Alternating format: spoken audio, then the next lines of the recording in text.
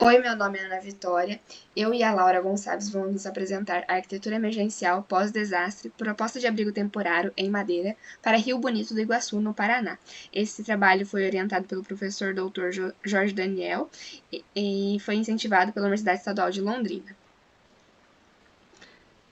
Então, a intensificação de eventos climáticos extremos tem ampliado a ocorrência de desastres naturais e evidenciando uma vulnerabilidade social, urbana e construtiva, especialmente em países em desenvolvimento. E o mesmo acontece no Brasil. No dia 7 de novembro de 2025, o município de Rio Bonito do Iguaçu, no Paraná, foi atingido por um tornado classificado como EF3, com ventos de até 250 km por hora. O desastre danificou cerca de 90% das residências da cidade, resultando em 6 mortos e aproximadamente 750 feridos, e um número elevado de pessoas ficaram desabrigadas e desalojadas. Em decorrência da gravidade da situação, foi decretado um estado de calamidade pública. Os abrigos temporários emergenciais, então, dessa forma, configuram-se como uma resposta imediata e provisória destinada para garantir condições mínimas de proteção e dignidade à população afetada. E o trabalho apresenta o desenvolvimento de um abrigo temporário emergencial em madeira, de caráter modular dobrável, destinado ao atendimento de famílias afetadas pelo desastre em Rio Bonito do Iguaçu e para outras cidades do estado do Paraná. Entrando um pouco na fundamentação teórica, esse trabalho parte da relação entre desastres naturais, vulnerabilidade social e soluções construtivas emergenciais. No Brasil, muitos desastres eles estão associados ao crescimento urbano desordenado e às desigualdades socioeconômicas, principalmente em áreas mais vulneráveis. Na região sul, destacam-se eventos como inundações, vendavais e granizo. Diante disso, a literatura aponta os abrigos temporários emergenciais como respostas rápidas para garantir a proteção e ter condições mínimas de dignidade às populações afetadas. Esses abrigos, eles precisam ser de rápida implantação, baixo custo e adaptáveis ao contexto local, utilizando sistemas modulares e de fácil montagem. Nesse cenário, a madeira ela aparece como uma solução adequada por ela ser leve, resistente e permitir uma pré-fabricação. Os sistemas em painéis de madeiras como o USB vão facilitar a execução rápida e a modularidade de abrigos. Além disso, o Paraná ele possui uma grande disponibilidade de madeiras de florestas plantadas e uma infraestrutura produtiva consolidada, o que fortalece a viabilidade das soluções propostas neste trabalho. Então, o trabalho seguiu os seguintes processos metodológicos. A primeira foi o levantamento de um referencial teórico, no qual foi utilizado dados tipológicos da dissertação do Marcos Seide Nakassato, de 2020, no qual foi analisado diferentes tipos de abrigos e ofereceu subsídios para o desenvolvimento do projeto desse abrigo que foi desenvolvido. Posteriormente, foi feita uma análise do contexto, em que foi analisado todo o ciclo de vida do abrigo, desde o transporte, armazenamento, montagem e uso e desmontagem, bem como a definição de um programa mínimo de habitação emergencial, pensando que seria para 4 pessoas. A terceira etapa foi a elaboração do conceito do projeto, denominado O Vento que Passa, que baseia-se nessa leitura do vendaval ocorrido na área de implantação, em Rio Bonito do Iguaçu. E o abrigo é concebido como uma estrutura adaptável, capaz de permitir a passagem controlada do vento. E a última etapa foi a concepção do projeto, a partir de um partido arquitetônico, que se organiza a partir de 3 diretrizes: a permeabilidade, a leveza construtiva e a capacidade associada à efemeridade, que encaminhou o projeto e que poderia ser visto conforme a apresentação. Então, entrando nos resultados, a gente tem primeiramente a implantação. Ela foi desenvolvida a partir dos critérios de seleção de terrenos propostos por Castro, e o terreno ele está localizado em uma rua que ela tem características favoráveis para o local ser um abrigo emergencial, por ser um campo de futebol com topografia plana, cobertura gramada e proximidade com equipamentos urbanos, comércio, serviços de saúde e o centro social do município. Assim também como fica próximo da Sanepar, que possibilita, né, a facilidade de acesso à água.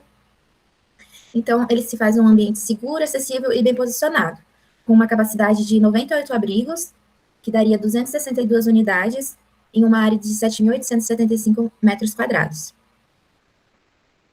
Falando um pouco sobre o térreo, na planta a gente pode observar que a gente conseguiu ter uma área mínima de 11,52 metros quadrados, e o térreo está concentrando os espaços de uso cotidiano do abrigo. Então, a organização interna dele vai incluir a cozinha, que é a área para refeições, o espaço social com um sofá, cama e retrátil, e um banheiro localizado ao fundo. A gente tentou deixar o máximo otimizado esse projeto, compacto. Então, tudo a gente pode ver que foi tentar trazer de uma maneira retrátil.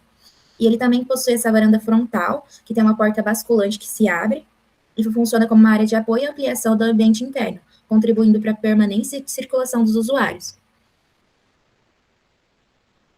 Aqui a gente pode ver uma imagem que mostra como seria esse ambiente. E passando para o mezanino, a gente tem uma área de 7,77 metros quadrados, e é um espaço destinado ao descanso e aos reservatórios de água. Então, a gente tem uma acomodação para 2 pessoas, né, com uma cama de casal, a entrada pela escada retrátil, né, de acesso. E aqui a gente tem uma outra ilustração. A cobertura, a gente pode ver um pouco do conceito e do partido aplicado no projeto. Então, a gente pode ver nitidamente, né, essa cobertura elevada com ventilação cruzada, essa permeabilidade, então, de ar. De um lado, a gente tem uma tela, esse ripado de madeira para circulação de ar e integração pontual de esquadria do outro lado.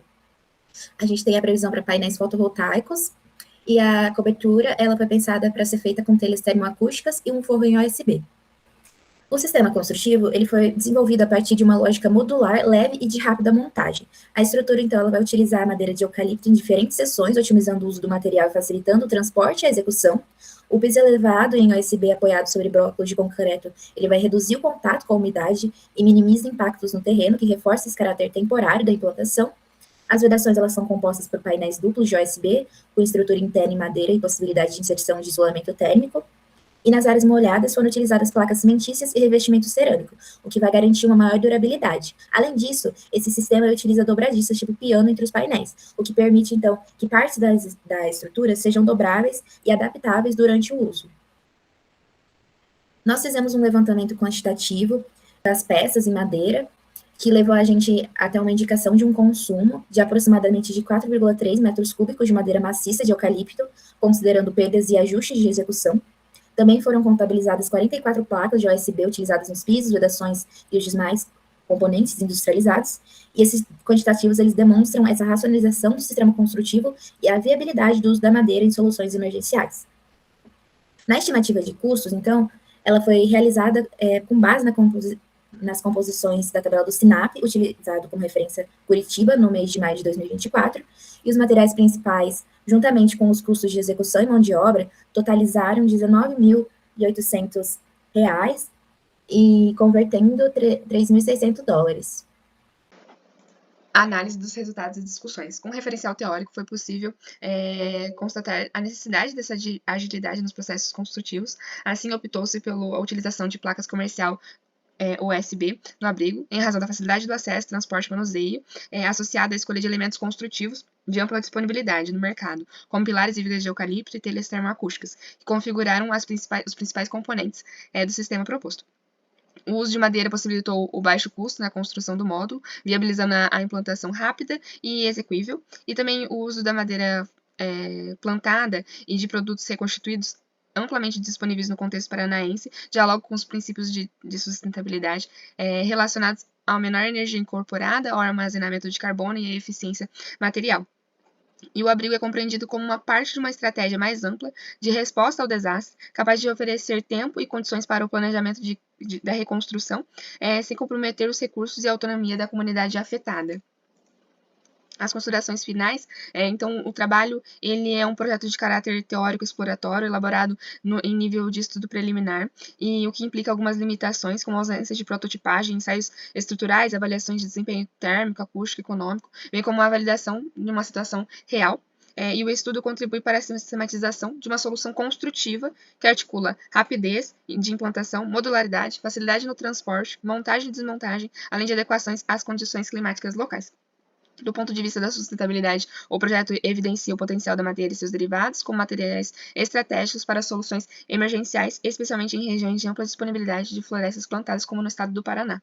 E por fim, o estudo não se propõe a um modelo definitivo e ele abre portas para aprofundamento técnico em futuras pesquisas. Esse é o nosso referencial teórico que utilizamos nesses slides. Nós agradecemos a Universidade Estadual de Londrina e a Universidade Federal de Juiz de Fora pelo apoio a esse evento. Muito obrigada. Esse é o nosso contato.